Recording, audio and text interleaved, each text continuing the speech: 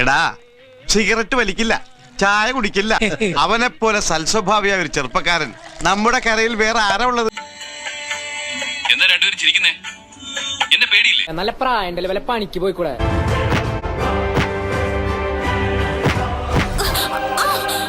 ഭാഗ്യത്തിന് വേദനിച്ചില്ല. എന്തായാലും ഹോസ്പിറ്റലിൽ പോയേക്കാം. നിങ്ങളൊക്കെ കല്യാണം കഴിച്ചു എന്നും പറഞ്ഞിട്ട് ഞങ്ങളൊക്കെ അടുക്കളയിലേക്ക് കയറാതിരിക്കണം. പോലും ഐശ്വര്യയുടെ പവറാ. പിന്നെ ഈ അവിവാഹിതർ എങ്ങനെയൊന്നും എന്റർടൈൻ ചെയ്യും? എടാ, പാചകം ചെയ്യുന്നിടത്ത് നിന്ന് പാപം ചെയ്യാൻ പാടില്ല. പുതിയ പഴഞ്ചൊല്ല കഴിഞ്ഞ ആഴ്ച റിലീസായുള്ളൂ. പാപോ? അയ്യോ, കുഞ്ഞിനൊന്നും അറിയില്ല. അത്രക്കുള്ള ബുദ്ധിയൊന്നും അതിനില്ലല്ലോ. നടക്കട്ടെ.